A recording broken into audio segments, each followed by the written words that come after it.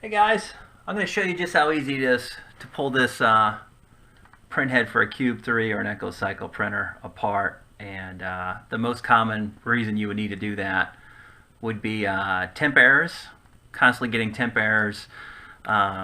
If you're seeing that while trying to print PLA, you're definitely going to have to take some action. Most users will see that on one side while trying to print PLA or EKOCYCLE.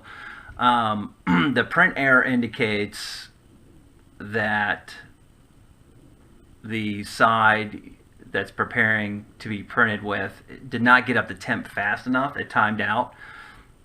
So many people have found you can cheat a little bit. You can fire up let's say you occasionally print with ABS. You don't want to go through the hassle. You could fire up a purge for that print head.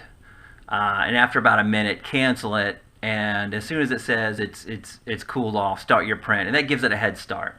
A couple other quick things you can check on. Well, one quick thing you can check. First place you want to check is this cover here, and on occasion, a print job goes really badly, and will lead to. Now this I've already loosened. This is really tight, and you can do this while it's on the printer. Just be careful. The main assembly. This is ABS, so you know, don't Hulk smash it. Get a small flathead in there. Pop it loose, and then you can look underneath. If this had that, it would be a huge mound of material from a failed print job that just went, you know, continued printing for hours, went unnoticed, and that effectively turns into a heat sink, and future prints won't make it. This one's clean, so no luck there. But if this was on a printer and I checked here and there was a huge blob, easiest way to remove that is to fire up a change cartridge or purge, which will heat this up and allow you, you know, to remove it. It'll reach a point where it'll come off very easily, all as one shot. So you have to play around with it a little bit and be careful. This is getting hot, very hot. So don't use your bare fingers. Find a tool that you don't think is going to do any damage and poke around. But if that didn't help, it's going to require some surgery. And another common issue I've seen are these connectors here, and I'll remove these real quick. I'm gonna have to remove these anyway. But the actual cables, and not always the ones, I've seen this on the two cables that come from the system board. These cables here lock into place, but that lock isn't very strong, and I've seen, you can see it, you will see a gap, right? This full row is taken up, but you may see one of these that's been pushed out, and you may have to finagle it a little bit. You may have just not enough room there, so when you go to seat it, it just continues to push it out. I've seen that.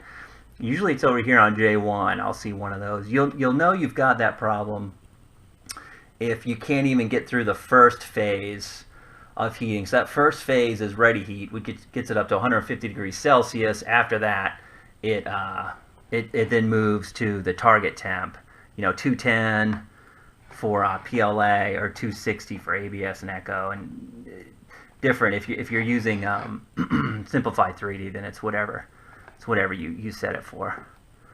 Let me pull these out here, and I'll show you just how easy it is to pull this apart. So this specific print head has a problem with one of the sensors that's used to auto level. So for a while I have to fight with it to level. Usually it takes you know, 5 to 10 tries before it actually just takes it or recommends something that even makes sense. So it's been on my list to swap this out for a while. I just put a video out there showing how easy it is to actually get inside of this. I'm going to remove this cable.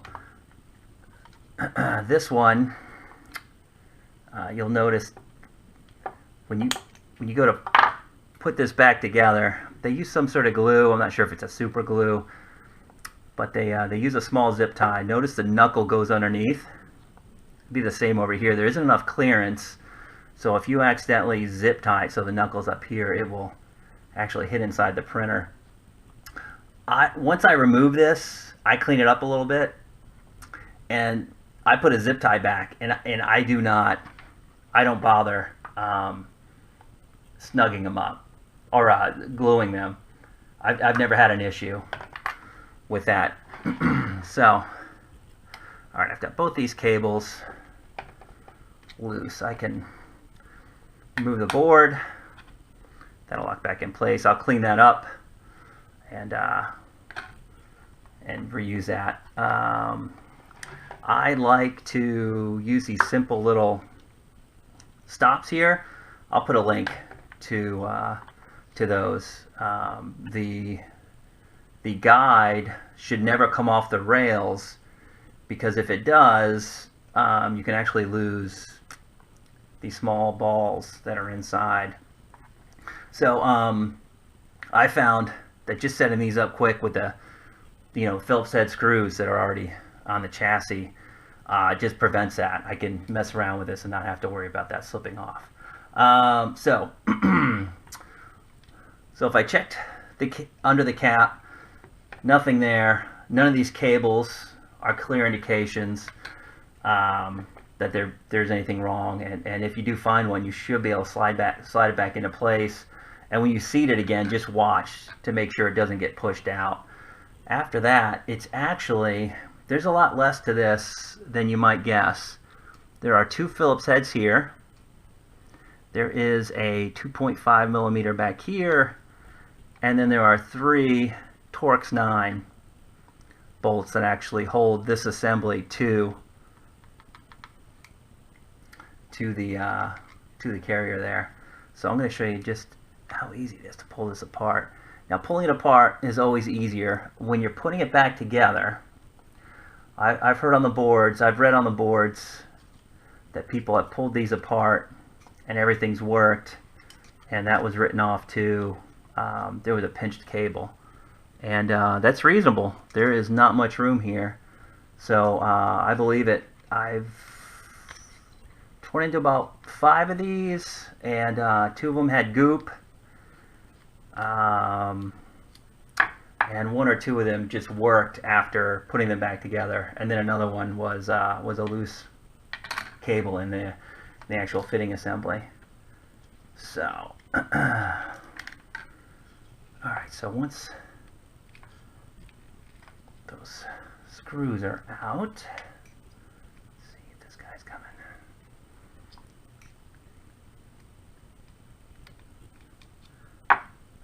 Okay. Alright, this part here with the sensors and the fans comes loose.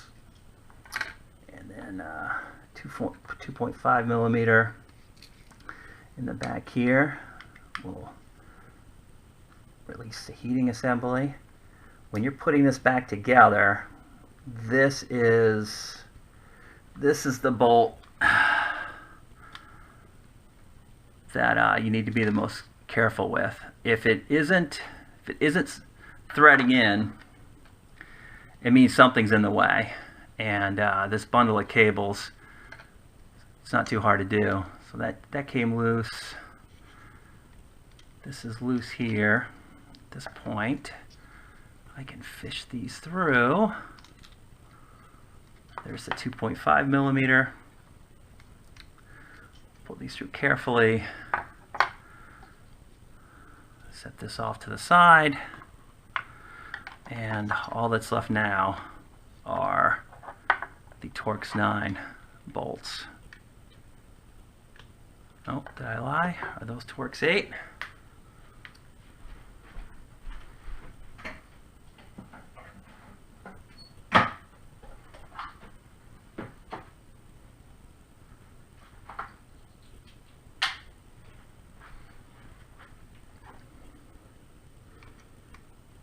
Yeah, Torx 8. I lied. Alright.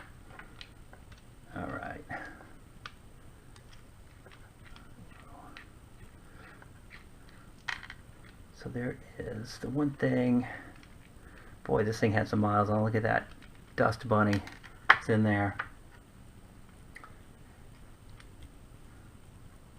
So the one thing that usually comes flying off is this small shim on the bottom.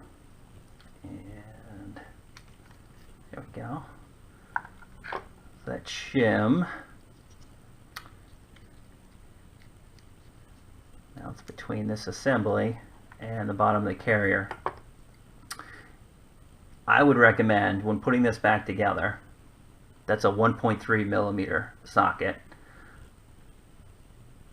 relieve that 1 or 2 turns exactly, fit it all back together, make sure you don't forget this part here, and then rotate it right back, the 1 or the 2 turns, whatever you did before.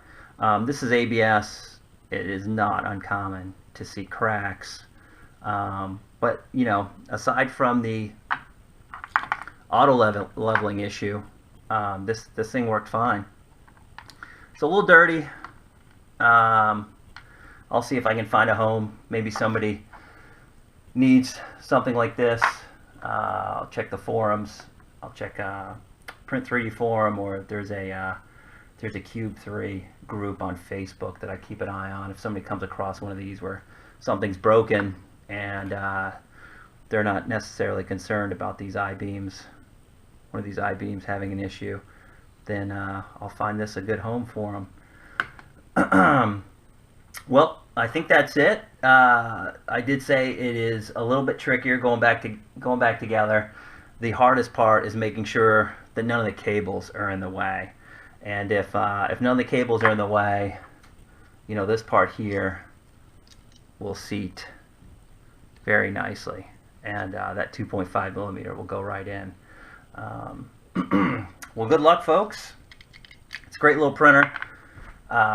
This is a little bit of a project, but I think you'll find it's not nearly as bad as you may think the first time you do it. Thanks.